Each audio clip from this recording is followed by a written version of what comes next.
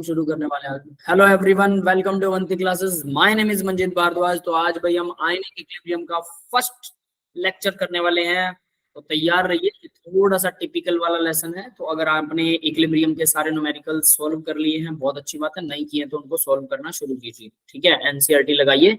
एक दिन मैंने कुछ एनसीईआरटी के न्यूमेरिकल्स करवाए भी थे, है ना, लास्ट लेक्चर में। तो कुछ आगे बढ़िए। तो चलिए अभी स्टार्ट करते हैं आयनिक इक्विलिब्रियम। तो आयनिक इक्विलिब्रियम में क्या क्या आता है?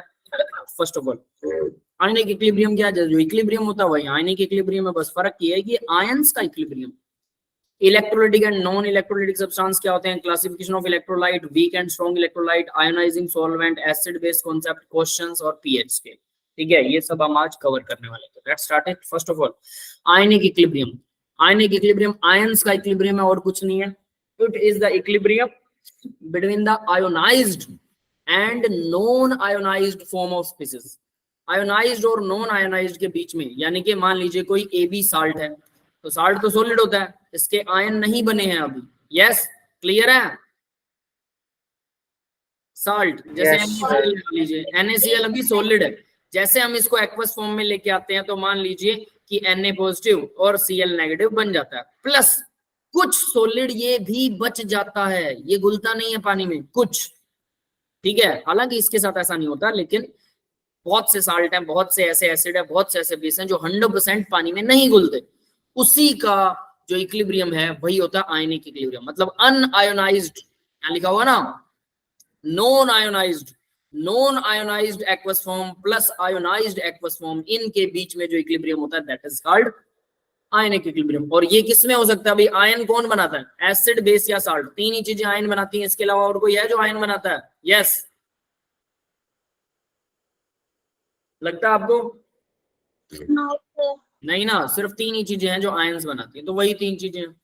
तो देखिए भाई, तो एसिड बेस साल्ट हम जनरली इन्हीं के बारे में पढ़ेंगे। तो एसिड बेस का कॉन्सेप्ट बताएंगे। एसिड बेस में पीएच आता है, ठीक है, power of hydronium ion. PH मतलब स्ट्रेंथ कह सकते हैं एक हिसाब से आप एसिड की।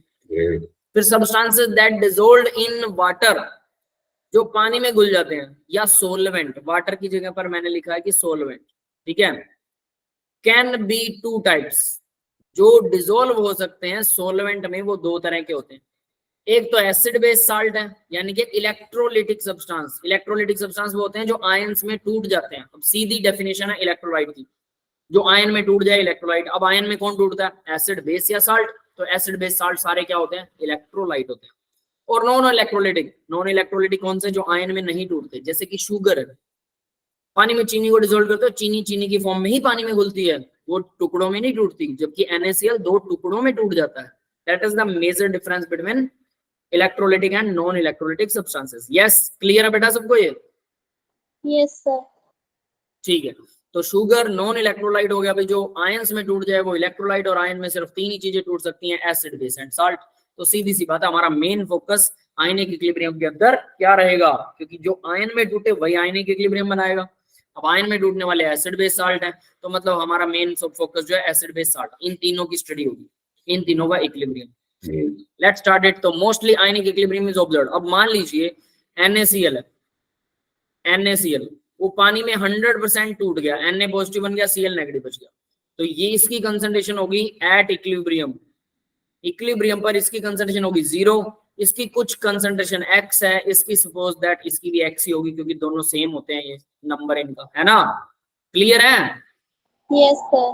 तो बताइए, क्या ये इक्विलिब्रियम बनाएगा? क्या ये इक्विलिब्रियम बनाएगा? That is the question.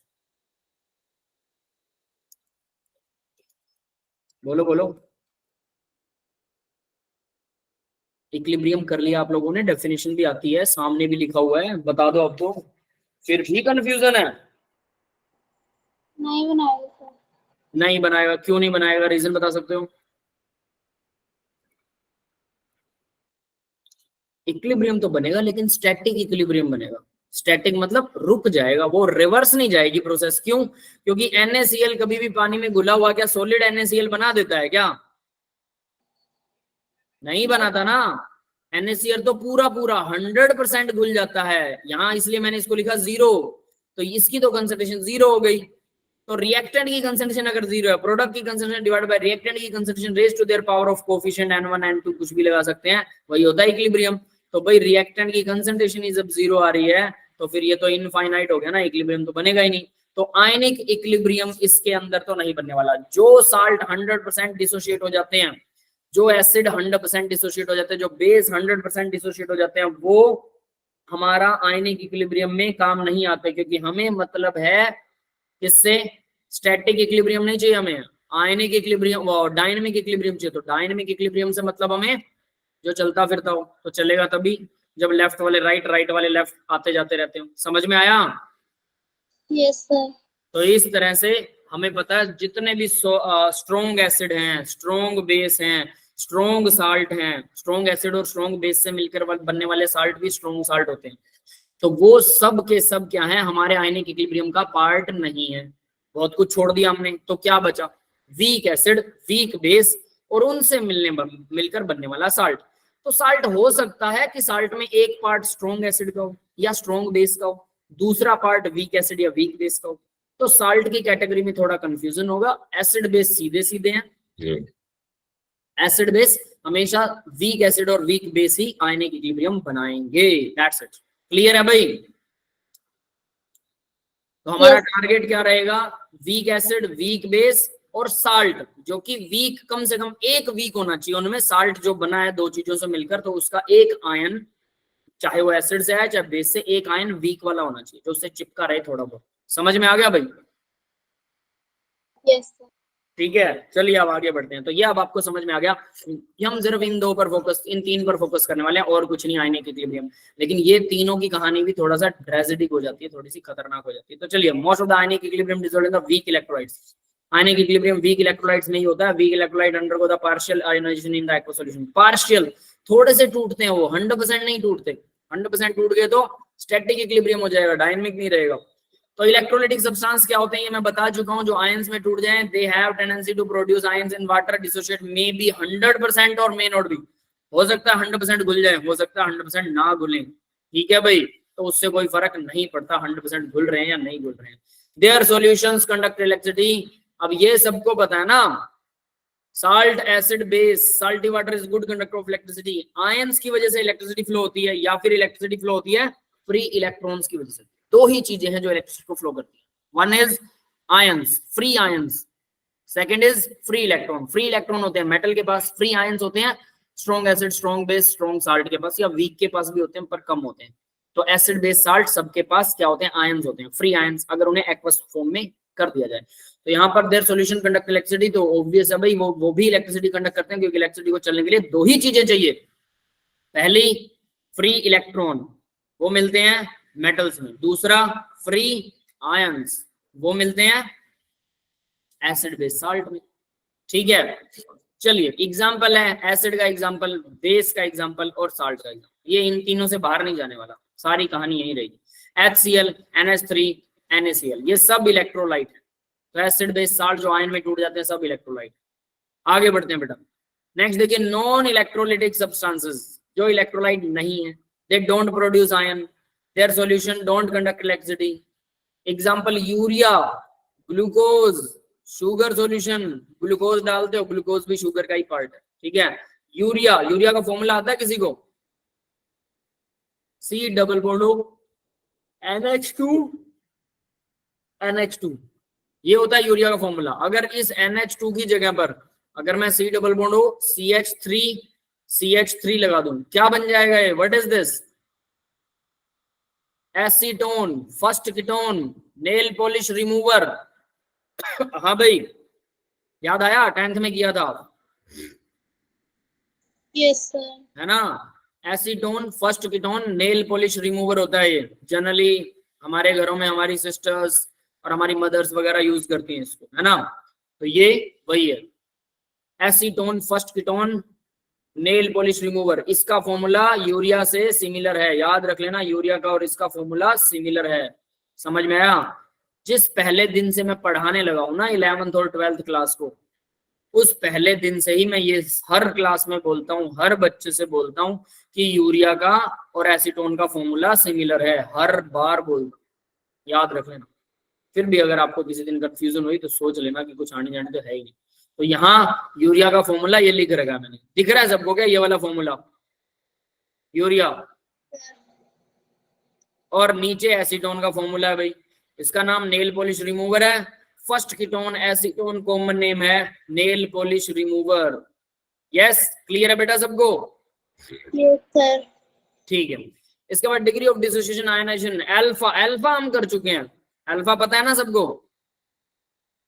Degree of dissociation या आयोनाइजेशन के अंदर मतलब एक में से कितने हिस्से टूटेंगे, दैट इज कॉल्ड अल्फा। एक में से कितने पार्ट किसी चीज के बन रहे हैं वो अल्फा होता है। Number of moles dissociated divide by initial number of moles taken, यानी टोटल नंबर ऑफ मोल नीचे डिवाइड कर दो और ऊपर नंबर ऑफ मोल जो डिसोसिएट हो गए।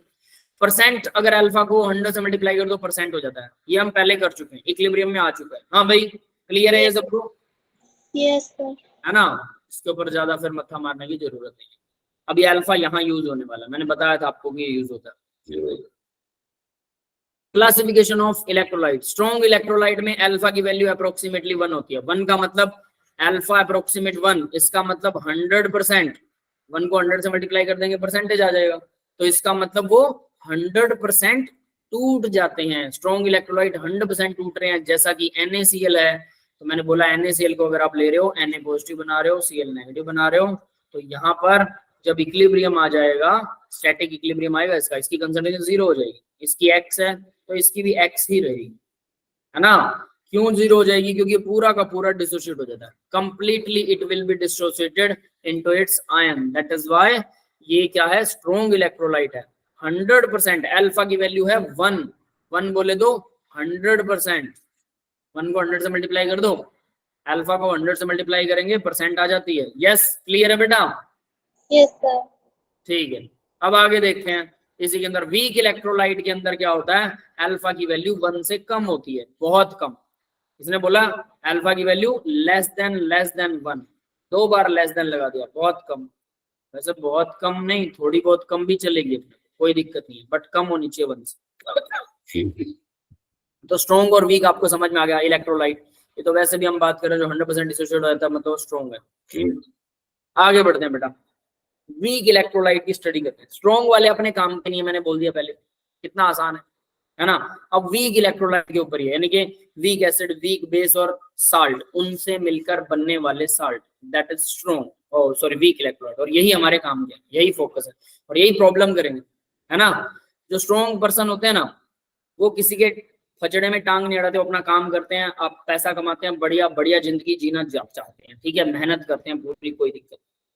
लेकिन जिनके अल्ले पल्ले कुछ नहीं होता ना, वो दूसरों के फचड़े में टांग अड़ाते हैं, फालतू में उनको तंग करते हैं, मेहनत करते नहीं है। और उन्हीं की वजह से देखो जितनी भी पुलिस है, अगर आपको लगता है लोग अच्छे हैं तो पुलिस डिपार्टमेंट नहीं होना चाहिए। अगर आपको लगता है 2 देश आपस में बहुत अच्छे से कोऑर्डिनेट करते हैं, जैसे 2 पड़ोसी करते हैं, तो फिर बीच में आपको पता है 2 देशों के बीच में फौज नहीं होनी चाहिए, आर्मी की क्या जरूरत है। समझ में आती बात? भला कोई नहीं है। आपको लगता होगा हमारी लड़ाई पाकिस्तान से है, क्या सिर्फ पाकिस्तान के लिए इंडिया ने फौज रख रखी है? अमेरिका की लड़ाई तो नहीं है पाकिस्तान से, उन्होंने क्यों फौज रखी है? हर देश के पास में अपनी आर्मी है। इसका मतलब सभी देश एक दूसरे से चिढ़ते हैं, अगर उन्हें मौका मिले एक दूसरे को खा जाएंगे। ये जानवरपन है, इंसानों में जानवरपन, वो मिलकर रहना नहीं चाहते और अकेले रह नहीं सकते हैं। साइंस कहती है अकेले नहीं रह सकते, आपको कम्युनिटी में रहना होगा, लेकिन उनको कम्युनिटी बर्दाश्त नहीं है। वो सोचते हैं मैं ही प्रधान बन जाऊं, बस अकेला मैं रहूं, मेरी सब चले। सभी ये चाहते हैं कि मेरी चले, फिर चलेगी किसकी? घंटा चलेगी किसी की, लड़ेंगे, फिर लड़के मरेंगे, यही हो रहा है। समझ में आ रही है बात? यहाँ पर भी कुछ वैसा ही है। वीक इलेक्ट्रोलाइट, तो भाई वीक बंदे जो होते हैं वही थोड़ा सा प्रॉब्लम क्रिएट करते हैं, यहाँ वीक ही प्रॉब्लम क्रिएट करेगा। तो देखिए जरा, सबसे पहले ऑक्सैलिक एसिड का एग्जांपल लिख रहेगा मैंने। ऑक्सैलिक एसिड का फॉर्मूला देख लीजिए, वीक एसिड होता है। जितने भी वीक एसिड हैं सबका फॉर्मूला अब आपको याद रखना है। स्ट्रॉन्ग वाले तो याद हो जाते हैं बहुत आसानी से, बहुत जगह आपने पढ़े होंगे, नो डाउट टू इट, आपने प्रैक्टिस भी किया होगा। लेकिन वीक वालों के लिए थोड़ा सा तकलीफ है। तो वीक वालों की जो भी तकलीफ है हम उस तकलीफ को आज दूर करेंगे। सबको ये वीक वाले अब याद करने का मैटर यहाँ से शुरू होता है। समझ गए आप लोग जो मेहनत कर रहे हैं? नोटबुक पेन उठाओ, वीक इलेक्ट्रोलाइट होता है ऑक्सैलिक एसिड, लिखिए इसका फॉर्मूला लिखिए। तो ऑक्सैलिक एसिड होता है COOH, COOH, ये वाला फॉर्मूला। एक कार्बन कार्बन के बीच में सिंगल बॉन्ड है COOH, दूसरा भी COOH, ये होता है ऑक्सैलिक एसिड। ऑक्सैलिक एसिड ही होता है जो किडनी के अंदर स्टोन क्रिएट करता है, पता है भाई सबको? पता है किसी को? किडनी में स्टोन क्रिएट जो करता है ऑक्सैलिक एसिड की वजह से होता है। ऑक्सैलिक एसिड किस चीज में होता है? टमाटर के अंदर होता है ऑक्सैलिक एसिड, अमरूद के अंदर ऑक्सैलिक एसिड होता है, और ये क्या करता है, ये हमारे मतलब कैल्शियम के साथ में मिलकर जो भी हमारी हड्डियों के अंदर जो कैल्शियम होता है वो हड्डियां भी पिघलती रहती हैं, ब्लड में कैल्शियम मिलता रहता है, ठीक है। तो जो कैल्शियम है उसके अलावा जो हम बाहर से डोज अगर ले रहे हैं तो वो कैल्शियम कैसे भी, जरूरी नहीं है कि आप बाहर से इंटेक कर रहे हो, अंदर वाला कैल्शियम भी आपको प्रॉब्लम क्रिएट कर सकता है।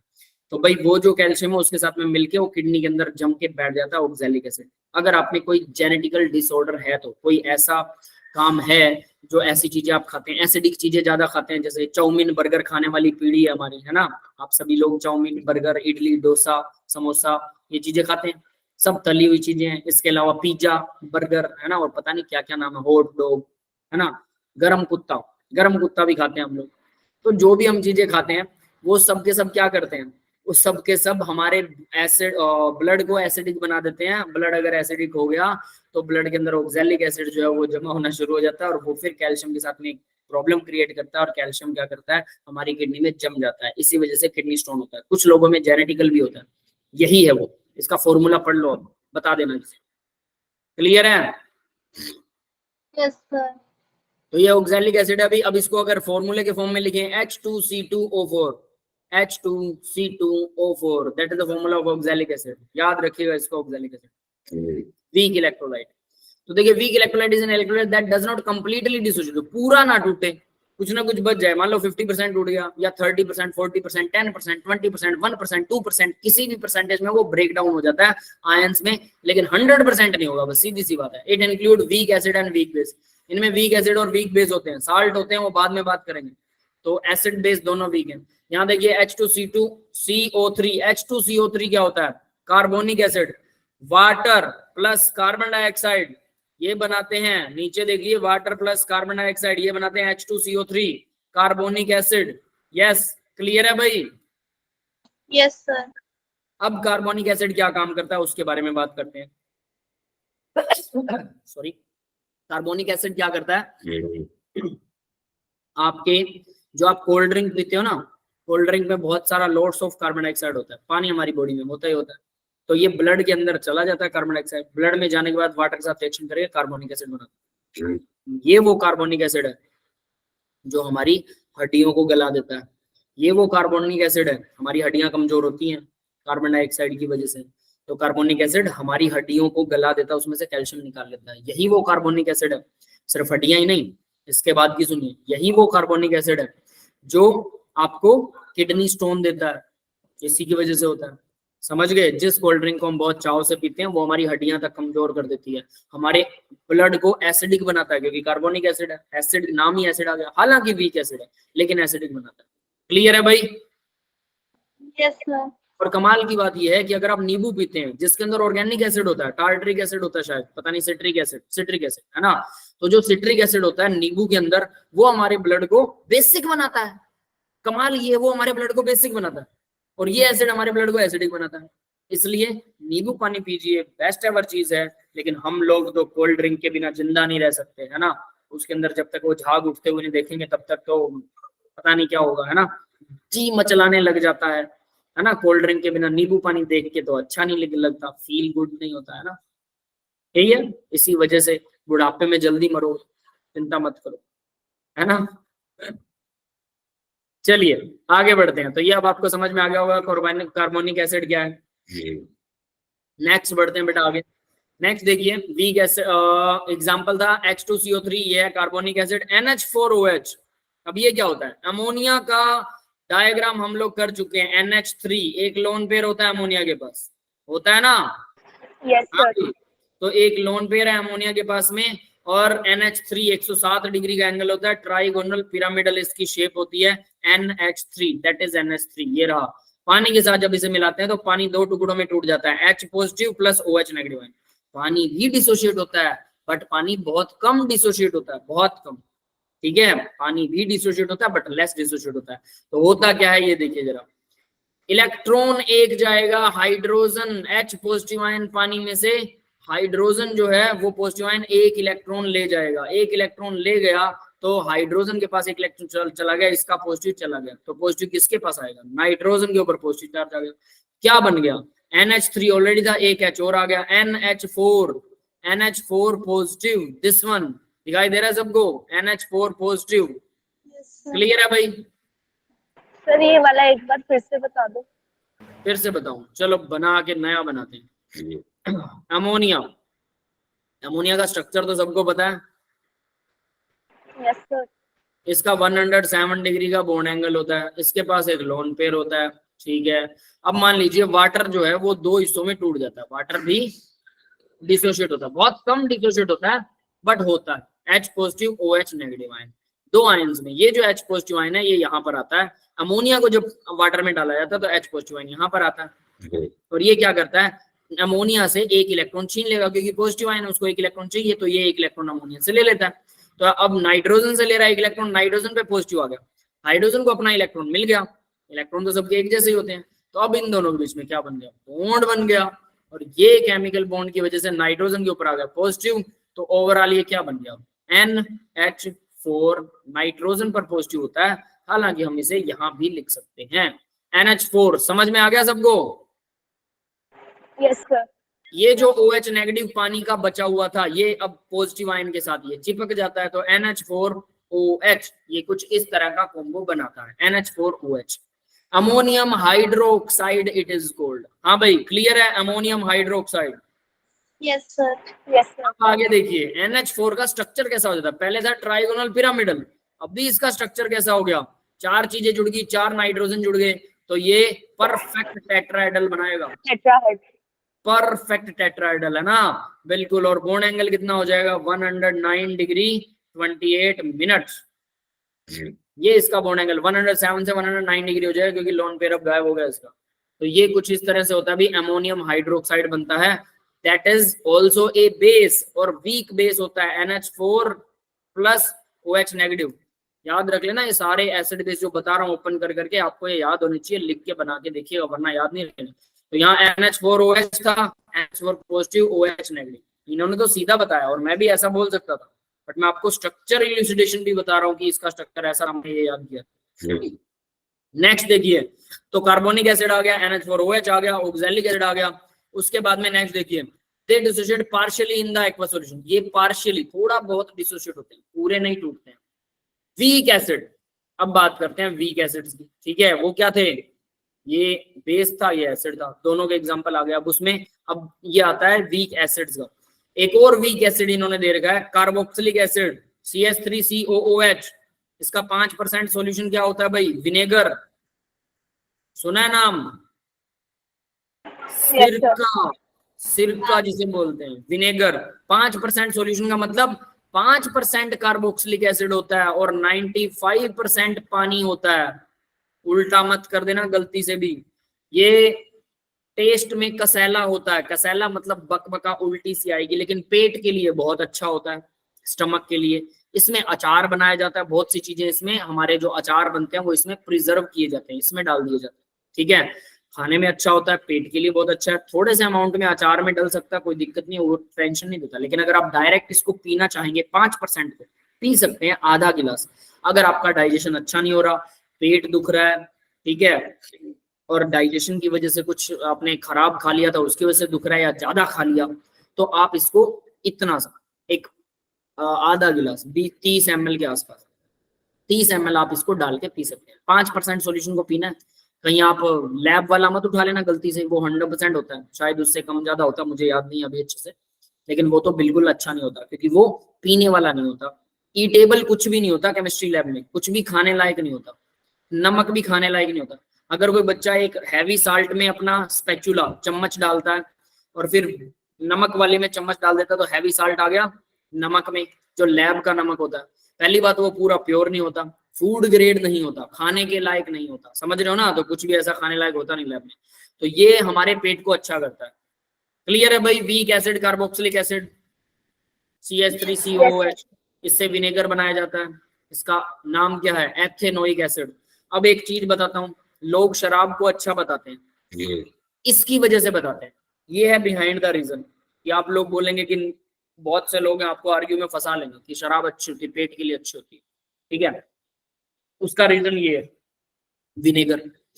जब वाइन पी जाती है तो वाइन सबसे पहले एल्डिहाइड में कन्वर्ट होती है, एथेनॉल एल्डिहाइड में बनेगा सबसे पहले, फिर एल्डिहाइड के बाद कार्बोक्सिलिक एसिड बनेगा, ये बनेगा। लीवर को ऑक्सीडेशन करना पड़ता है अल्कोहल का, क्योंकि अल्कोहल हमारी बॉडी के लिए पॉइजनस है, इसलिए लीवर क्या करता है, उसको ऑक्सीडाइज करता है, जबरदस्त तरीके से ऑक्सीडाइज करता है, बहुत जोर लगता है उसका, समझ लो उसके सांस चढ़ जाते हैं, हार्ट बीट बढ़ जाती है, जिससे बॉडी गर्म हो जाती है, ठीक है। यानी कि बॉडी के अंदर गर्मी, हीट पैदा हो जाती है वाइन पीने से, उसकी वजह यही है।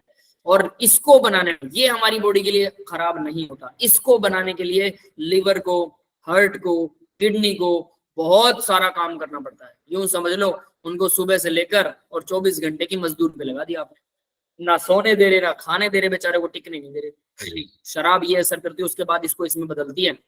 तो जो लोग शराब का फेवर करते हैं उनको बोलो सीधा सिरका पी लो, यही बनाना है तो बना बनाया है हमारे पास, क्यों फालतू की टेंशन दे रहे हो, है ना। अगर तुम्हें लगता है ये डाइजेशन सुधारती है तो फिर इधर से सुधर जाएगा ना सिर्फ इसको, लेकिन अपना लिवर, किडनी और हार्ट को बचा लो, वो बहुत अच्छा है, ठीक है भाई। इसी में कन्वर्ट होता है, याद रखना, सिरके में। नेक्स्ट है H2C2O4, ये क्या है, ये मैं पहले ही बता चुका हूँ, ये रहा ऑक्सैलिक एसिड H2C2O4, ये भी वीक एसिड होता है। नेक्स्ट देखिए weak base, calcium hydroxide. Calcium hydroxide, तो कैल्शियम की वैलेंसी 2 होती है, 2 OH नेगेटिव आयन लग जाएंगे, 2 पॉजिटिव होता है कैल्शियम, और OH पर 1 नेगेटिव होता है, 2 लग जाएंगे। क्लियर है भाई, ये तो 9th 10th में भी आप लोगों ने पढ़ा है। हाँ बेटा। Yes sir. फिर आता है पाइरिडिन, ये है पाइरिडिन। बेंजीन का स्ट्रक्चर पता है क्या सबको? बेंजीन क्या होती है, C6H6 होता है भाई। तो देखिए कार्बन, 6 कार्बन, यहाँ मैं आपको बेंजीन बना के दिखा रहा हूँ, हर कॉर्नर पर एक कार्बन है, ठीक है।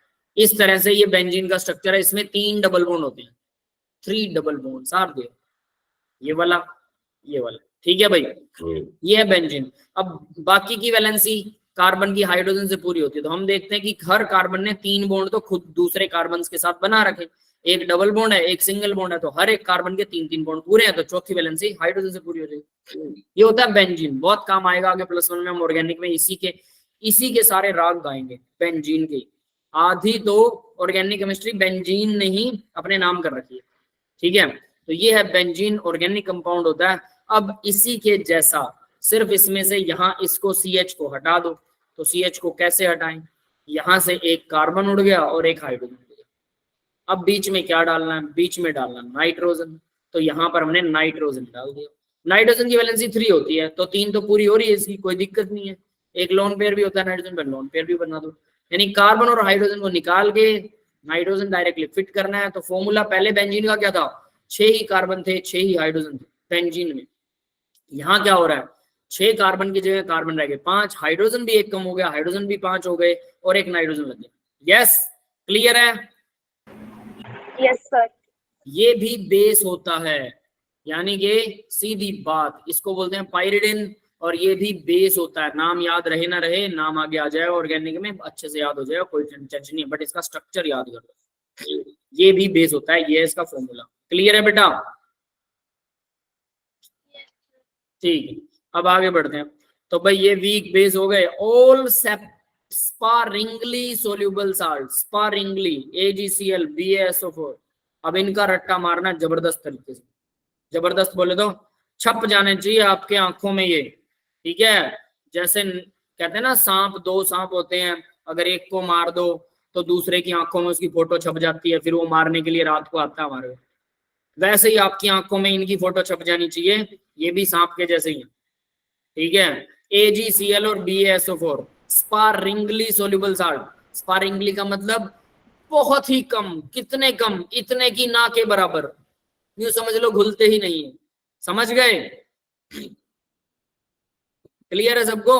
AgCl सोल्यूबल नहीं होता। AgCl की एक रिएक्शन भी शायद पीछे आई थी, AgNO3 के साथ NaCl की रिएक्शन करवा दो, AgCl बन जाता है, प्लस B, है ना। वो वाली रिएक्शन अगर याद है तो आपको AgCl याद आ जाएगा, नहीं याद है तो सीधा इसे याद करो। ये बहुत कम घुलते हैं, ये पानी में घुलते ही नहीं है, ना के बराबर घुलते हैं, सीधी सी बात। तो ये थे भाई weak acid, weak base, electrolytes, weak electrolytes. आगे बढ़ते हैं बेटा, स्ट्रॉन्ग इलेक्ट्रोलाइट। अब स्ट्रॉन्ग का हमें कोई लेना देना तो है नहीं, फिर भी बता लो भाई, ठीक है, तो बताएंगे जरूर। कंप्लीटली आयनाइज हो जाते हैं, जो पूरे के पूरे आयंस में टूट जाते हैं, वो होते हैं स्ट्रॉन्ग इलेक्ट्रोलाइट। अब उनके अंदर क्या खास होता है, स्ट्रॉन्ग एसिड होते हैं, स्ट्रॉन्ग बेस होते हैं, और सारे के सारे क्या होते हैं, वाटर सोल्यूबल साल्ट, पानी में घुलने वाले साल्ट भी। अब क्योंकि देखिए, अगर एसिड बेस दोनों स्ट्रॉन्ग है, दोनों स्ट्रॉन्ग है, तो साल्ट 100% पानी में घुल जाएगा, नो डाउट। बट अगर एसिड स्ट्रॉन्ग है, बेस वीक है, तो हो सकता है घुले, हो सकता है ना घुले। अगर रिवर्स है तब भी हो सकता है घुले, हो सकता है ना घुले।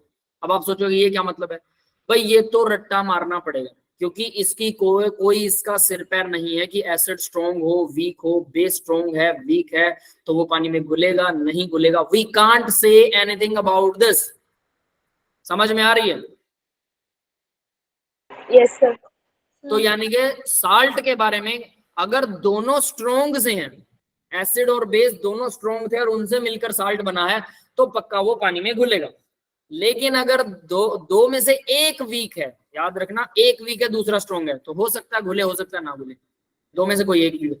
अगर दोनों वीक हैं तब वो पानी में नहीं घुलेगा, मतलब कम घुलेगा, फिर वो स्ट्रॉन्ग नहीं हो सकता, पूरा नहीं घुलने वाला। समझ में आ गई बात? Yes sir. तो इसकी 4 कैटेगरी होती है। अगर दोनों स्ट्रॉन्ग है एसिड बेस, तो उनसे मिलकर बनने वाला स्ट्रॉन्ग साल्ट होगा, कोई चक्कर नहीं है। लेकिन दोनों में से अगर कोई एक भी वीक है, तो पता नहीं घुलेगा कि नहीं घुलेगा, है ना। एसिड स्ट्रॉन्ग है, बेस वीक है, ऐसा कुछ करके, बेस स्ट्रॉन्ग है, एसिड वीक है। अब नेक्स्ट जो है, अगर दोनों वीक है, एसिड भी वीक था और बेस भी वीक था, तो उनसे मिलकर बनने वाला साल्ट भी वीक होगा। और वो वीक साल्ट जो है वो पक्के तौर पर लेस सोल्यूबल होगा, मतलब वो पाइंस में नहीं टूटेगा, तो वो हमारा आयनिक इक्विलिब्रियम बनाएगा। कम टूटेगा तो आयनिक इक्विलिब्रियम बनाएगा, तो वो स्ट्रॉन्ग इलेक्ट्रोलाइट तो नहीं हो सकता। क्लियर है भाई?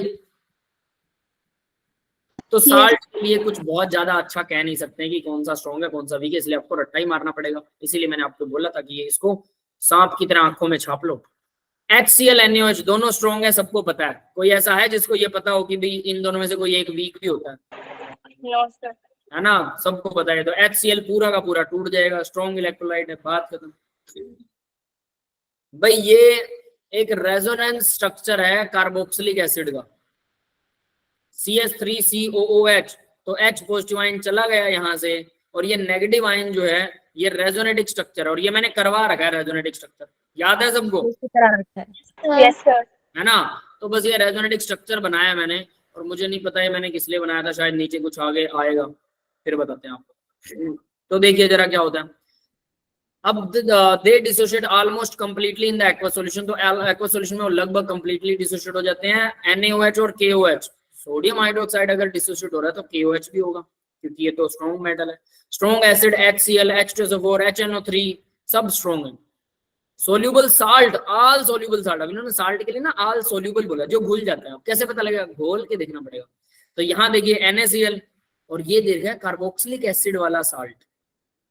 अब कार्बोक्सिलिक एसिड तो वीक था और Na पॉजिटिव लगा रखा है, इसका मतलब यानी यहाँ कुछ गड़बड़ हो रही है। तो देखिए कैसे बना था, ये था कार्बोक्सिलिक एसिड वीक, है ना, ये है NaOH, ये स्ट्रॉन्ग है, इनसे मिलकर बनने वाला ये साल्ट, ये क्या होना चाहिए, वीक या स्ट्रॉन्ग?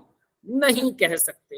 ये पानी में घुलेगा कि नहीं घुलेगा नहीं कह सकते। तो कैसे पता करें, रट्टा मारिए। वैसे कुछ चीजें हैं जो पता कर देती हैं, ठीक है, कुछ चीजें हैं जो पता करती हैं थोड़ा थोड़ा, बट ओवरऑल आपको याद ही रहना चाहिए।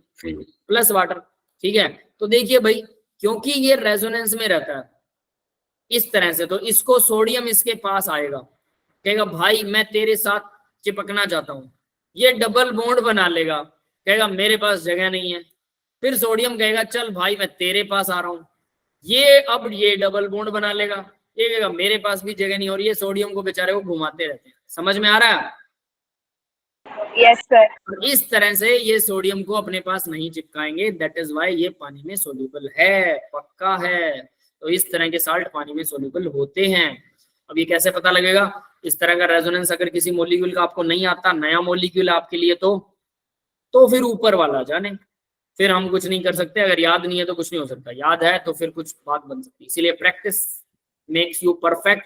जैसे जैसे क्वेश्चंस प्रैक्टिस करेंगे, नए नए एसिड आएंगे, नए नए बेसिस आएंगे, तो आपको अपने आप समझ में आ जाएगा। चलिए आगे बढ़ते हैं। तो भी अब आती है degree of dissociation, alpha. Alpha की बारी। तो अल्फा वही वाला पेज है जो मैं आपको पहले भी बता चुका हूँ। सेम वो चीज आ गई। वीक इलेक्ट्रोलाइट के लिए नियरली 0.05 यानी कि 5% की बात कर रहा है, अगर वो लेस देन हो। तो वीक इलेक्ट्रोलाइट वो होता है जो 5% डिसोशिएट हो, समझ रहे हो, 5 से ज्यादा ना हो, उसको हम वीक इलेक्ट्रोलाइट बोलते हैं। और अल्फा अगर 1 है तो मतलब 100%, तो वो स्ट्रॉन्ग होगा। 100 से मल्टीप्लाई कर दो अल्फा की वैल्यू को, समझ गए, या परसेंटेज को 100 से डिवाइड कर दो। समझ में आ रही है? परसेंट कैसे निकालते हैं? Given marks divided by total marks, जो आपके नंबर आते हैं ना, है ना, कितने कितने नंबर आते हैं? 20% आए किसी के। तो मान लीजिए आपके 200 नंबर का टेस्ट था, एक बच्चे के आते हैं 40 number, divided by 200 total marks, into में 100 क्या होता है? परसेंट होता है। कितना आएगा? 2 0 से 2 0 कट गई, 20%। 2 1 जा 2 2 जा 0। हाँ 20% है ना। अपने इतने ही आते हैं इसलिए ये तो अपने को अच्छे से आता है, ऐसा है। अपने को इसे 100% में बदलना है। अब देखिए, अगर मैं ये फचड़ा ना करूं तो मतलब बस एक छोटा सा काम करूंगा, क्या? मैं इसे 100 से मल्टीप्लाई नहीं करता, 100 से मल्टीप्लाई नहीं कर रहा, बाकी सब सेम है, तो प्रोसेस सेम होगा। 2 2 जा 2 1 जा 10 हो गया, तो ये अब क्या आ जाएगा? 0.2, है ना। ये क्या बन गया? ये बन गया अल्फा। और इसी अल्फा को अगर 100 से मल्टीप्लाई कर दो, आप इसको 100 से मल्टीप्लाई कर दीजिए, तो क्या बन जाएगा? ये बन जाएगा परसेंट। तो कितना बन गया ये? 20%। सही आ रहा है ना? समझ में आ गया? Yes sir. तो अल्फा में क्या बात तो वही है। हाँ बात वही है बेटा, लेकिन ना अल्फा बच्चे ना भूल जाते हैं, दैट इज प्रॉब्लम। इसीलिए मैं बार बार जोर लगा रहा हूँ कि इसको ऐसे कर सकते हैं, वैसे कर सकते हैं, बात वही है, यू आर राइट। लेकिन अल्फा का नाम सुन के बच्चों पता नहीं क्या होता है, दिमाग में कुछ और ही घूमने लगेगा। परसेंट में 100 से मल्टीप्लाई नहीं करना, वो अल्फा है। अगर अल्फा दिया तो 100 से मल्टीप्लाई कर दो, आप लोग रिलैक्स हो जाओगे, आपको परसेंटेज पता लग जाएगी। और अगर परसेंटेज आपको दी है तो उसको 100 से डिवाइड कर दो, आपको अल्फा पता लग जाएगा। ज्यादा टेंशन लेने का नहीं। समझ में आ गया सबको? Yes sir. ठीक है, अब आगे देखते हैं बेटा। Degree of dissociation of an electrolyte at infinite dilution is assumed to be unity 1। अब ये क्या कह रहा है? डिसोसिएशन की डिग्री इलेक्ट्रोलाइट की, कोई इलेक्ट्रोलाइट है, इसने नाम नहीं लिया स्ट्रॉन्ग है या वीक है। स्ट्रॉन्ग है तो वो तो वैसे ही पूरा घुल जाता है, वीक है तो वो कम घुलता है। लेकिन ये वीक के लिए भी अप्लाई है, कह रहा है कि इनफाइनाइट डाइल्यूशन। इनफाइनाइट डाइल्यूशन मतलब, इस वर्ड को याद रखिएगा, मैंने इंपॉर्टेंट लिख रखा, मतलब उसको इतना डाइल्यूट कर दिया कि वो अनंत तक पहुंच गया, अनंत तक, अनंत तक। अब इसका मतलब, मान लो हमने पीछे बात की थी AgCl की। यस, याद है सबको AgCl? Yes sir. ये पानी में घुलता नहीं है, स्पारिंगली सोल्यूबल है, बहुत ही कम, ना के बराबर। मैंने एक पानी का समुंदर लिया, ठीक है, और उस समुंदर के अंदर सिर्फ पानी था, प्योर पानी, नमक वमक नहीं, जो हमारा समुंदर है उसको मत समझिएगा, इतना ही पानी लिया, ठीक है, और सिर्फ उसमें क्या था? सिर्फ प्योर पानी था, ठीक है। अब प्योर पानी है उस समुंदर के अंदर, तो क्या होगा? सोचिए आप जरा। उसमें AgCl मैंने चुटकी भर डाल दिया, अगर, क्योंकि ये स्पारिंगली है, मतलब बहुत ही कम डिसोशिएट हो जाता है, तो जो Ag पॉजिटिव आयन यहाँ टूट गया और ये Cl टूट गया। अब इतने बड़े समुद्र में अगर ये गलती से दूर चला गया Ag से, तो आपको लगता है ये दोनों कभी मिलेंगे दोबारा?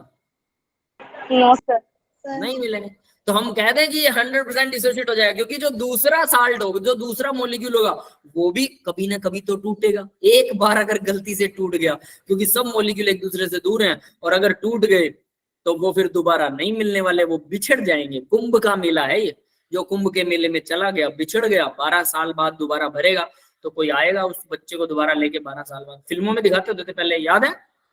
Yes sir. बच्चन की फिल्मों में आता था, अमिताभ बच्चन बिछड़ जाता था, फिर 12 साल बाद उसकी मम्मी आती थी, मम्मी बूढ़ी हो जाती थी, अमिताभ बच्चन बहुत बड़ा हो जाता था 12 ही साल में। है ना? तो वैसा ये है, ये कुंभ का मेला, ये भाई बिछड़ेंगे तो उसमें तो फिर भी मिल जाते थे, इसमें कभी नहीं मिलेंगे। क्यों? क्योंकि हमने तो बहुत बड़ा सागर ले लिया, तो यानी ये साल्ट भी 100% डिसोशिएट हो गया। कमाल ही है, स्पारिंगली सोल्यूबल साल्ट भी। कैसे हुआ? यानी कि अल्फा की वैल्यू 1 हो गई, यूनिटी बोले तो 1, यूनिटी का मतलब 1 होता है। क्लियर है? Yes sir.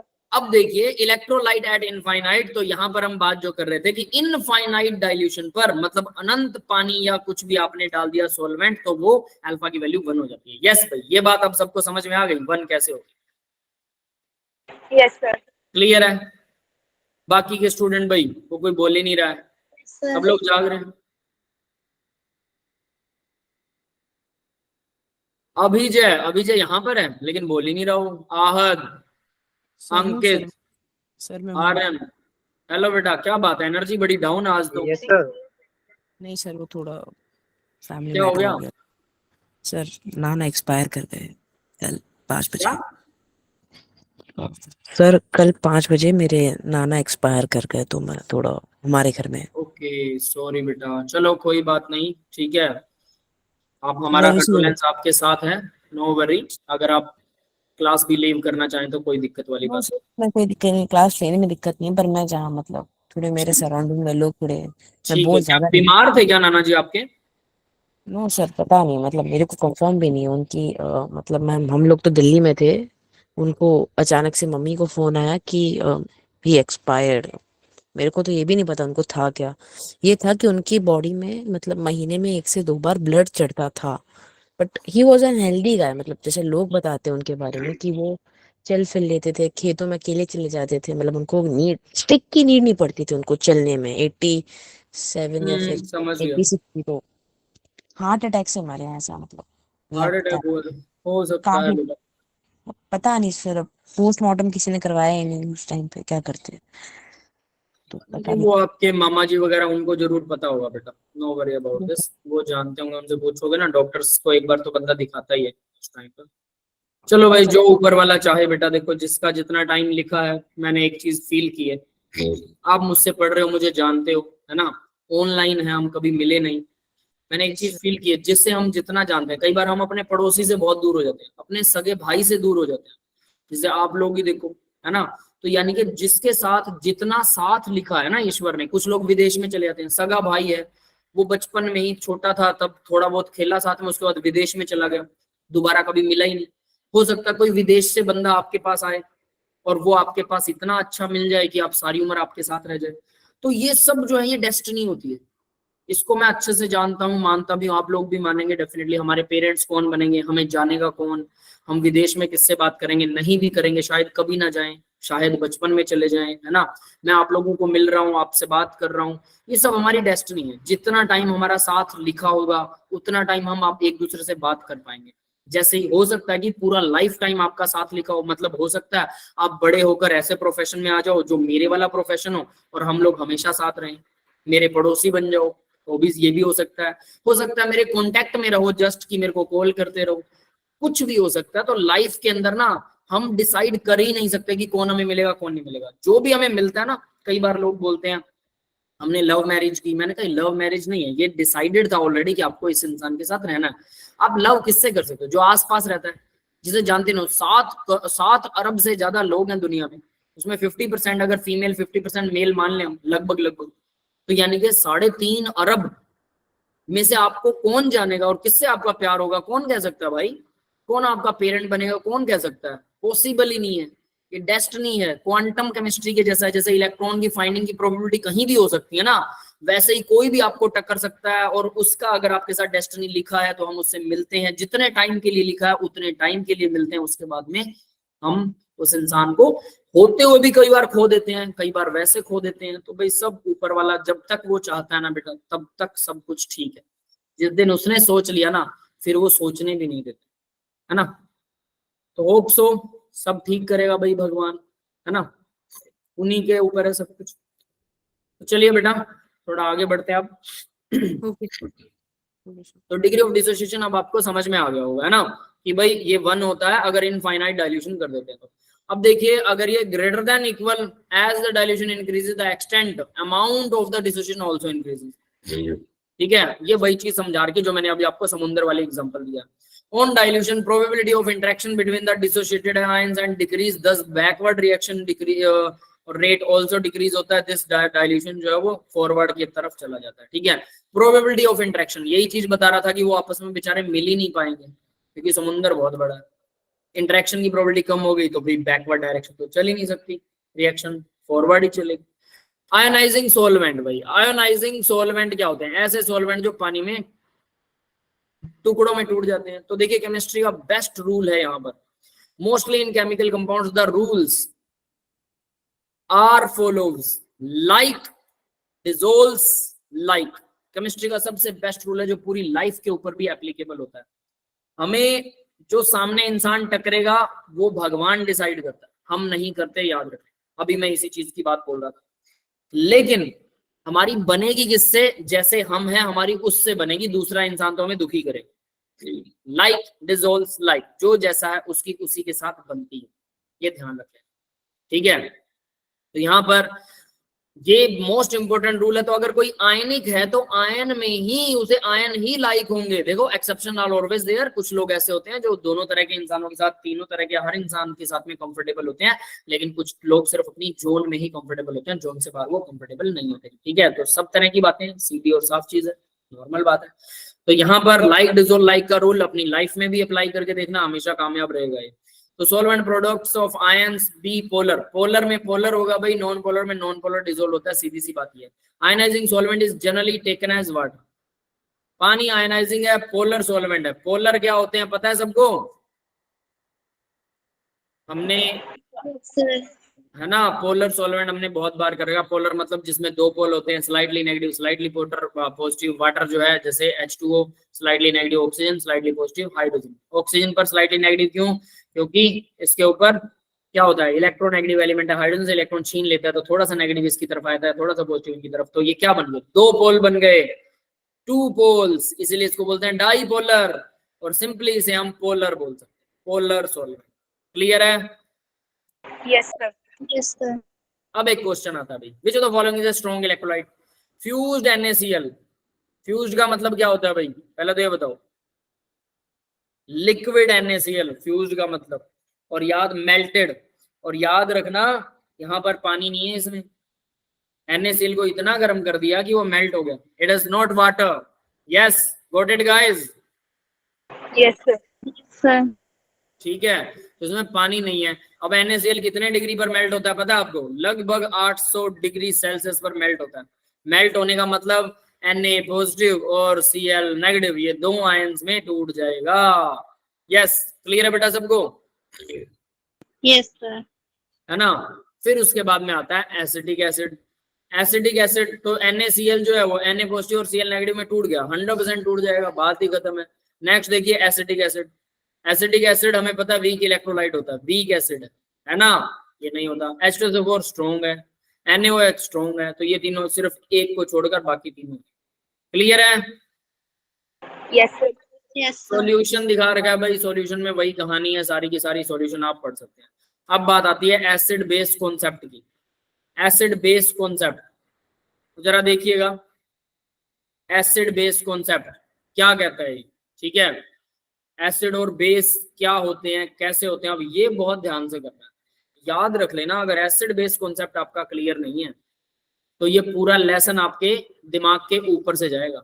ये चीज ध्यान रख लेना बेटा. क्लियर है? Yes sir. अच्छे से याद रखना इसको. तो देखो भाई तीन तरह के हैं, एक एक लाइन में खत्म हो जाएंगे यहाँ पर ये. हालांकि इनका डेप्थ हम बाद में करेंगे, बट एक एक लाइन में. Arrhenius concept. आर्नियस एक आदमी था, बिल्कुल आदमी होगा, है ना. उसने एक कॉन्सेप्ट दिया. क्या कहा उसने? तो देखिए भाई, वो कहता है एसिड वो होते हैं जो H पॉजिटिव आयन डोनेट करते हैं. ध्यान से पढ़ना, बहुत आसान है. एसिड वो होता है जो H पॉजिटिव आयन डोनेट करता है, that is Arrhenius acid. Yes, clear है बेटा? यस. Yes sir. और बेस वो होता है जो OH नेगेटिव आयन डोनेट करता है, जो आपने 10वीं क्लास में पढ़ा था. ये भी आर्नियस बेस है.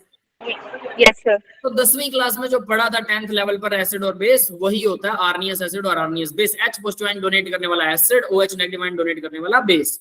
लेकिन क्या कोई ऐसा हो सकता है इसके अलावा एसिड बेस होते ही नहीं है? बिल्कुल होते हैं. तो वो कौन से हैं? ब्रोंस्टेड लोरी कॉन्सेप्ट. फिर दूसरा बंदा आया, वो कहता सिर्फ यही एसिड बेस नहीं होते, कुछ और भी होते हैं. अब ये कहता है H पॉजिटिव आयन डोनेट करने वाला एसिड होता है। सेम इसने आर्नियस कॉन्सेप्ट को उठाया, कोई दिक्कत नहीं है। फिर इसने अलग क्या घंटा करा, कुछ नहीं अलग करा इसमें तो। लेकिन बेस के केस में उसने बोला OH नेगेटिव आयन डोनेट करने वाले नहीं, H पॉजिटिव आयन एक्सेप्ट करने वाले। जो डोनेट कर रहा है H पॉजिटिव आयन वो एसिड, और जो H पॉजिटिव आयन ले रहा है वो बेस। भले वो OH नेगेटिव डोनेट करे ना करे कोई फर्क नहीं पड़ता। डोनेट करेगा OH नेगेटिव आयन तो OH भी तो H पॉजिटिव लेगा ना। Yes yes sir. और अगर मान लो कोई डोनेट ना करे लेकिन कोई H पॉजिटिव ले रहा है तो वो भी तो बेस है, समझ गए? तो वो होगा ब्रोंस्टेड लोरी बेस। यस क्लियर है, H पॉजिटिव आयन एक्सेप्ट करने वाला। Yes yes. अब बात करते हैं तीसरा कॉन्सेप्ट। चलो दोनों कॉन्सेप्ट तो हमारे क्लियर हो गए, आसान ही है। तीसरा कॉन्सेप्ट है लेविस कॉन्सेप्ट। बस ये तीन ही एसिड बेस होते हैं, समझ लेना। तीनों आगे तो आपको लगभग सारी कहानी आ गई। 90% कहानी एसिड बेस की क्लियर है। 10% जो कुछ बचती है उसमें तो फालतू बकवास हर जगह होती है, ठीक है। मतलब पता नहीं किस चीज को उठा के ये कौन सा कॉन्सेप्ट लगा के किसी को एसिड बना दे, किसी को बेस बना दे, है ना। तो इनका कोई भरोसा तो है नहीं। बट 90% ये तीन कॉन्सेप्ट लगते हैं। तो जो भरोसा नहीं है उसको प्रैक्टिस करेंगे जब, तब आपको समझ में आ जाएगा। मतलब कुल मिला के याद करना पड़ेगा। और 10% समझ में कुछ नहीं आना, सीधी बात, ठीक है। तो भाई लेविस कॉन्सेप्ट है। लेविस कॉन्सेप्ट देखिए क्या कहता है। जो इलेक्ट्रॉन पेयर को एक्सेप्ट करता है वो लेविस कॉन्सेप्ट है। इलेक्ट्रॉन के पेयर को एक्सेप्ट करता है, समझ में आ रही बात। और जो डोनेट करता है इलेक्ट्रॉन पेयर को वो लेविस बेस है। अब ये क्या कहानी है, हमने अभी अभी एक एग्जांपल किया था। Ammonia, ammonia H positive ion को क्या कर रहा था भाई, डोनेट पॉजिटिव आयन को एक्सेप्ट कर रहा था। मतलब अमोनिया अपना लोन पेयर डोनेट कर रहा था। लोन पेयर इसने डोनेट कर दिया, दोनों इलेक्ट्रॉन में से एक इलेक्ट्रॉन डोनेट कर दिया, हाइड्रोजन को पॉजिटिव चला गया, नाइट्रोजन को पॉजिटिव आ गया, NH4 पॉजिटिव बन गया NH4 positive. Yes sir. Lone pair donate करने वाला, ये देखिए डोनेट करने वाला क्या होता है, लोन पेयर डोनेट करने वाला बेस होता है।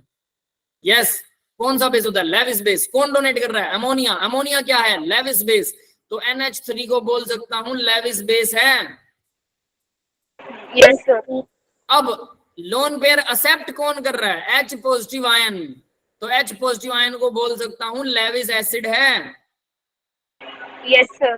बस फिर आपको समझ लो, आ गया लेविस एसिड लेविस बेस का कॉन्सेप्ट। लेकिन ये इतना सीधा नहीं है, इसमें थोड़ा सा तिकड़मबाजी है, ठीक है। तो चलिए वो तिकड़मबाजी देखते हैं, ठीक है।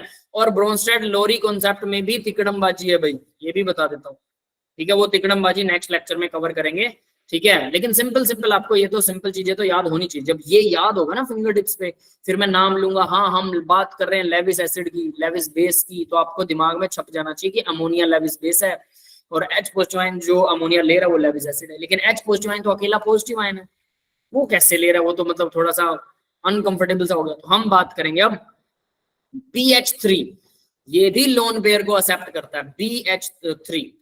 BH3 एक्चुअल में BH3 मैंने लिखा है B इधर लिखा है, H3 उधर लिखा, उल्टा लिखा। क्यों, क्योंकि बोरोन लोन पेयर एक्सेप्ट करता है। नाइट्रोजन अपना लोन पेयर बोरोन को दे रहा है। लोन पेयर कंप्लीट नहीं देगा कभी भी, एक इलेक्ट्रॉन डोनेट करेगा और दूसरा खुद के साथ शेयर करेगा। नाइट्रोजन पे आ गया पॉजिटिव, एक इलेक्ट्रॉन डोनेट किया, बोरोन पे आ गया नेगेटिव, और ये हो गया इन दोनों के बीच में कोऑर्डिनेट बॉन्ड। यस क्लियर है, कोऑर्डिनेट बॉन्ड। Yes sir. तो इस तरह से इनके बीच बचेगा, यहाँ पॉजिटिव चार्ज आ जाएगा और यहाँ एक इलेक्ट्रॉन आ जाएगा, नेगेटिव चार्ज आ जाएगा। हालांकि मैंने शो नहीं किया पर आप अंडरस्टूड कर सकते हैं। तो फिर भी गलती लगे तो भाई आपकी मर्जी है, वो एक अलग चीज है ना, बट समझाने के लिए ऐसा। तो अब बोरोन करेगा क्यों एक्सेप्ट, अब ये कहानी आती है। ये बहुत इंपॉर्टेंट कहानी है कि बोरोन एक्सेप्ट क्यों कर रहा है। मैं तो यहाँ पे H पॉजिटिव का एग्जांपल दे रहा था, बिल्कुल सही है, वो भी लेविस बेस एसिड है, बट बेटा कुछ और भी है, तो वो वाले एग्जाम्पल तो आपको आने चाहिए। तो देखिए बोरोन का एटॉमिक नंबर, बोरोन की पूरी फैमिली की कहानी बताते हैं हम। बोरोन फैमिली याद है किसी को? यस। बोरोन के नीचे क्या आता है बताओ फिर? एल्यूमिनियम। एल्यूमिनियम, उसके नीचे गैलियम। गैलियम, फिर इंडियम, फिर थैलियम Tl, थैलियम, है ना। तो ये बोरोन फैमिली है। बैंगन आलू गाजर इन थाली, है ना। तो भाई बोरोन फैमिली के अंदर किसी की भी इलेक्ट्रॉनिक कॉन्फ़िगरेशन लिख के देख लेना। बोरोन का एटॉमिक नंबर 5 है, 1s2 2s2 2p1, 5 इलेक्ट्रॉन है, 5 भर दिए मैंने, हो गए 5। तो देखो 1s2 एक्साइटेड स्टेट में क्या करता है, हमने हाइब्रिडाइजेशन वाला कॉन्सेप्ट किया, उसमें बोरोन आया था, एक्साइटेड स्टेट ही आई थी, सारे डायग्राम भी आए थे, यहाँ वही कॉन्सेप्ट लगा रहा हूँ। क्लियर है? Yes sir. तो देखिए 1s2 आ गया, ये तो इनर शेल है, ये तो पार्टिसिपेट करती नहीं है, अंदर वाली शेल को खत्म करो, सेकंड शेल की बात करेंगे, यही एक्साइटेड स्टेट में जाएगी। 2s1 2px1 2py1, यानी हुआ क्या, 2s में 2 थे, एक इलेक्ट्रॉन कर दिया मैंने, और px py pz तीनों ऑर्बिटल बना दिया, इसको एक्सपेंड कर दिया। p में एक ही इलेक्ट्रॉन था, एक है, ठीक है, इसमें क्या थे, 2 थे, मैंने एक इलेक्ट्रॉन हायर ऑर्बिटल में ट्रांसफर कर दिया, तो टोटल एक एक इलेक्ट्रॉन कितने हो गए, 3 हो गए। इसलिए बोरोन की वैलेंसी कितनी है, 3 है, वो 3 हाइड्रोजन को जोड़ सकता है। समझ में आ गया भाई, sp2 hybridisation boron. Yes sir. अब होता क्या है ये सुनो, 2pz ऑर्बिटल इसका खाली, हालांकि 2pz नहीं 2px या 2py ऑर्बिटल खाली होगा, जो भी बॉन्ड बनाता है सबसे पहले 2pz वाला ही बनाएगा, हम कन्वीनियंट के लिए 2pz को लेते होते हैं कि बॉन्ड वही बनाएगा, बट एटलीस्ट आप कुछ भी ले सकते हो, वो भी सही है जो मैंने लिखा। तो 2pz, एक p ऑर्बिटल खाली है इसका, कोई भी एटम ये नहीं चाहिए चाहता कि मेरा कोई ऑर्बिटल खाली रहे, जो शेल है ना उस शेल में सारे भरे होने चाहिए, उसको सब भरे पूरे चाहिए। समझ में आया? उसको अपना पूरा परिवार कंप्लीटली कंप्लीट चाहिए, चाहे जितने कमरे हैं सभी कमरे पूरे फुल ऑन चाहिए, कोई भी कमरा खाली नहीं छोड़ना, कोई भी कमरे में एक अकेला इलेक्ट्रॉन नहीं छोड़ना, ये प्रॉब्लम है एटम की। तो भाई एक कमरे में 2 इलेक्ट्रॉन आते हैं, हमें अच्छे से पता है, और यहाँ पर तो दोनों के दोनों खाली हैं। अब हम कहें कि सर आगे वाले ऑर्बिटल भी खाली हैं, आगे वाले से उसे कोई लेना देना नहीं, क्योंकि नेक्स्ट शेल में इलेक्ट्रॉन्स का पार्टिसिपेशन उसको कोई फर्क नहीं पड़ता है, ये हम बात कर चुके हैं पहले, है ना। जिस शेल में एक भी इलेक्ट्रॉन है उसी से इसको फर्क ज्यादा पड़ता है, वही इसको तकलीफ ज्यादा देता है। तो वो जो एक इलेक्ट्रॉन है जो खाली पड़ा है ऑर्बिटल, अब ये क्या कर सकता है, क्योंकि ये खाली है, ये अमोनिया से नाइट्रोजन से एक इलेक्ट्रॉन ले सकता है, बिल्कुल ले सकता है, एक इलेक्ट्रॉन ले लिया, एक ही रहा, दोनों के बीच में शेयरिंग हो सकती है। तो नाइट्रोजन लोन पेयर इस तरह से डोनेट कर रहा है और BH3 एक्सेप्ट कर रहा है। अगर मैं इसकी जगह AlH3 लगा दूं, एल्यूमिनियम या गैलियम लगा दूं या इंडियम लगा दूं या थैलियम लगा दूं, तो ये पूरी फैमिली क्या होती है, हम इनको बोलते हैं इलेक्ट्रॉन डेफिशिएंट स्पीसीज, जिनमें इलेक्ट्रॉन कम है, लास्ट शेल में खाली पड़ी है, electron deficient species. Yes, clear है सबको? Yes sir. तो इलेक्ट्रॉन डेफिशिएंट स्पीसीज होती है पूरी बोरोन फैमिली, पूरी बोरोन, लेकिन ऊपर वाले ही इसमें वर्क करते हैं, बोरोन और एल्यूमिनियम, नीचे वालों का बहुत ज्यादा कोई लेना देना होता नहीं है, याद रख लेना, बोरोन और एल्यूमिनियम ऐसा करते हैं। तो बोरोन और एल्यूमिनियम लोन पेयर डोनेट कर सकते हैं, किसी का भी ये लोन पेयर एक्सेप्ट कर लेंगे, बोरोन पर नेगेटिव आ जाएगा, और उधर से डोनेट करने वाले कौन है, नाइट्रोजन फैमिली के पास एक लोन पेयर होता है, ऑक्सीजन फैमिली के पास 2 लोन पेयर होते हैं, पता है? Yes sir. H2S, सल्फर के पास भी 2 लोन पेयर होते हैं, ओल्ड स्टाइल से सेलेनियम के पास भी 2 लोन पेयर होते हैं, H2SC, टेल्यूरियम के पास भी 2 लोन पेयर होते हैं, यहाँ Cl2 लगा दें अगर हम, तो सबके पास 2 लोन पेयर। और फिर फ्लोरीन फैमिली के पास 3 लोन पेयर होते हैं, लास्ट शेल में 7 इलेक्ट्रॉन होते हैं, एक के साथ बॉन्ड बनाता है, और बाकी के 6 इलेक्ट्रॉन लोन पेयर की फॉर्म में होते हैं, फ्लोरीन, क्लोरीन, HCl। हाँ भाई, क्लियर है, पता होगा? Yes sir.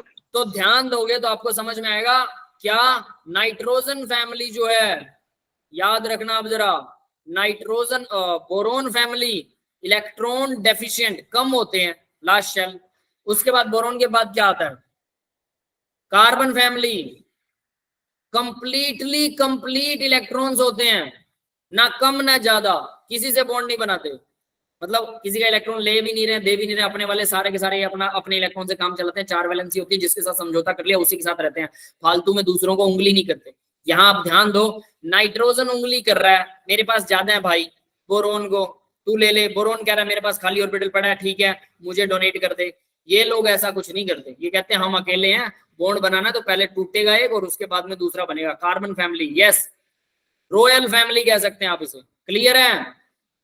Yes sir. इंसानों में सब तरह की प्रजातियां होती हैं, आप लोग देखते हैं, है ना। तो यहाँ पर केमिकल्स में भी जब एटम्स में ऐसी प्रजातियां, तो एटम से मिलकर ही हम बने हैं, कौन मना कर सकता है। तो हमारे अंदर भी वैसी प्रजातियां सब में होती हैं, सोच सकते हो आप लोग, है ना।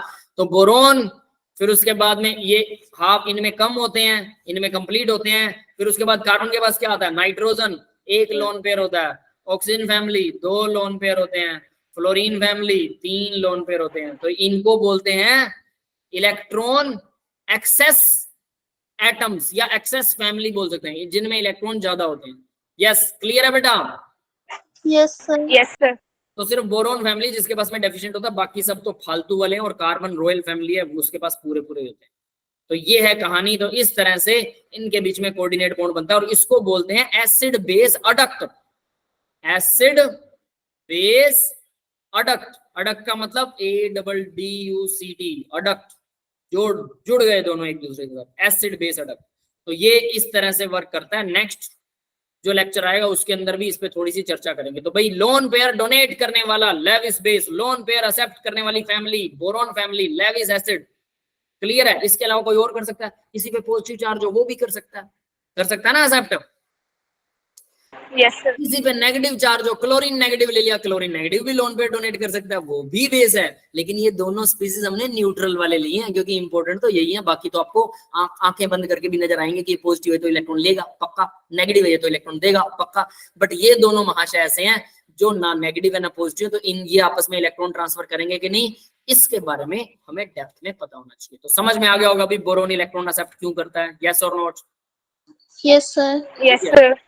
तो इस तरह से एसिड बेस कॉन्सेप्ट आर्नियस, अब मैं दोबारा से थोड़ा सा रिवाइज करवा देता हूं। आर्नियस एसिड क्या होता है, एसिड बेस क्या होता है, जो 10वीं में पढ़ा था। H पॉजिटिव डोनेट करने वाला, OH नेगेटिव डोनेट करने वाला, दोनों डोनर, डोनेट लिखा दोनों के बीच। ब्रोंस्टेड एसिड, ब्रोंस्टेड लोरी कॉन्सेप्ट क्या कहता है, H पॉजिटिव डोनेट करने वाला, H पॉजिटिव एक्सेप्ट करने वाला। यस, क्लियर है? लेविस एसिड बेस क्या कहता है, इलेक्ट्रॉन डोनेट करने वाला। अमोनिया को याद रख लो, अमोनिया का रट्टा मार लो, अमोनिया क्या है, बेस है, लेविस बेस है। तो लोन पेयर डोनेट करने वाला Lewis base, lone pair accept करने वाला BH3 या बोरोन फैमिली पूरी की पूरी इलेक्ट्रॉन डेफिशिएंट होती है, वो करती है। ये न्यूट्रल एटम्स है। उसके अलावा नेगेटिव पॉजिटिव वाले तो आपको आंखें बंद करके भी समझ में आएंगे। यस, क्लियर है बेटा सबको? Yes sir. That's all for the today's lecture guys. अभी मैं आपकी रिकॉर्डिंग ऑफ कर रहा हूँ और किसी को डाउट है तो बताइएगा। इंट्रोडक्शन था हल्का सा, एसिड क्या होते हैं, बेस क्या होते हैं, तो वो आपको अच्छे से अब डिटेल करनी है और क्वेश्चन लगाने हैं। भाई मैं फिर से